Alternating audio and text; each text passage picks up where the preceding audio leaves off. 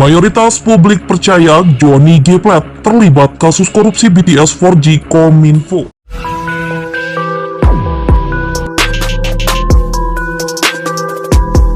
Menghadapi kasus-kasus korupsi dan penindakan apapun, kita harus yakin bahwa ini korupsi dan tidak korupsi. Kalau kita yakin bahwa ini korupsi, potong, lepaskan. Dia harus bertanggungjawabkan. Even Fatimah sekalipun, kalau dia mencuri akan aku potong tangannya. Itu kata Rasulullah.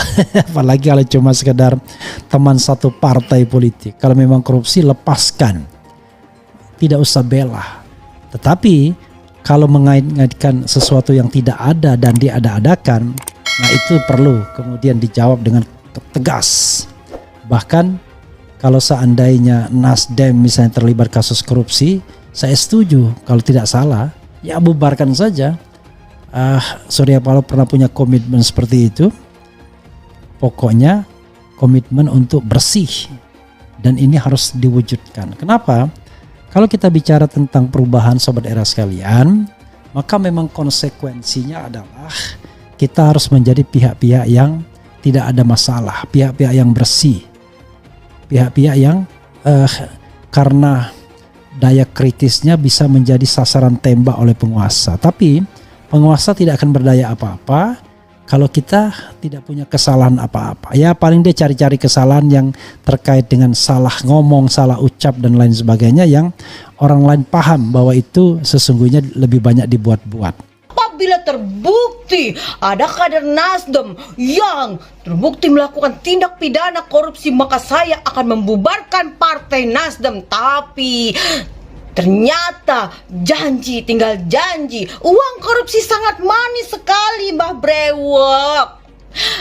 Dan si menteri dari Nasdem ini, Johnny F. G. Plate, sekjen dari partai Nasdem ini, gagal melakukan proyek pengadaan tower BTS yang memakan dana 8 triliun. Tapi Johnny F. G. Plate bisa membangun tower Nasdem dalam waktu yang sangat singkat sekali. Pertanyaannya, itu dana tower Nasdem datang dari mana? Itu perlu diaudit oleh Kejaksaan, KPK, dan BPK.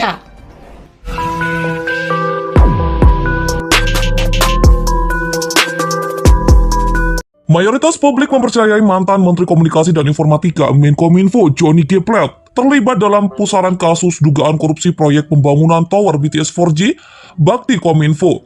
Hal itu terpotret dari hasil survei Indikator Politik Indonesia yang dilakukan pada Mei 2023. Direktur Eksekutif Indikator Politik Indonesia Burhanuddin Muhtadi menjelaskan kepercayaan publik terhadap keterlibatan Johnny G. Plate dalam kasus tersebut. Burhanuddin mengungkapkan pihaknya menanyakan pengetahuan responden terkait penetapan Johnny G. Plate sebagai tersangka kasus dugaan korupsi proyek pembangunan BTS oleh Kejaksaan Agung atau Keji Agung. Sekitar 27,3% tahu Keji Agung telah tetapkan Menkominfo Johnny G. Plate sebagai tersangka dalam kasus dugaan korupsi BTS, ujar Muhtadi saat paparkan hasil survei secara daring Minggu 4 Juni 2023. Dari responden yang mengetahui penetapan tersangka itu, kata Muhtadi, sebanyak 60% responden percaya Johnny G. Plate melakukan korupsi dalam kasus tersebut. Sementara hanya 20,4% responden tidak setuju. Dari yang tahu, mayoritas percaya Menkominfo Johnny G. Plate melakukan korupsi, terang Muhtadi. Sebagai informasi, survei ini dilakukan pada 26 hingga 30 Mei tahun 2023. Jajak pendapat ini melibatkan 1.230 responden dengan usia 17 tahun ke atas. Proses pengambilan data dilakukan dengan cara wawancara melalui telepon. Adapun margin of error diperkirakan mencapai 2,9%. Indikator Politik Indonesia turut memotret kepercayaan masyarakat terkait kasus dugaan korupsi yang menjerat Menteri Komunikasi dan Informatika Johnny G. Plate. Alhasil, sebanyak 60% responden percaya Johnny G. Plate melakukan tindak pidana korupsi. Burhanuddin menyebut 60% responden percaya Johnny melakukan korupsi proyek pembangunan Menara Bells Transceiver Station BTS Kominfo.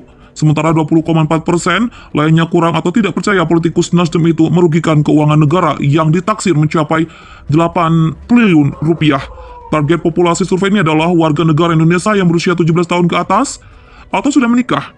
Pemilihan sampel dilakukan melalui metode random digit dialing atau RDD RDD adalah teknik memilih sampel melalui proses pembangkitan nomor telepon secara acak.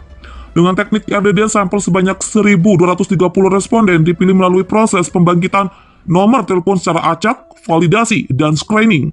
Margin of error survei diperkirakan plus minus 0,9% pada tingkat kepercayaan 95%.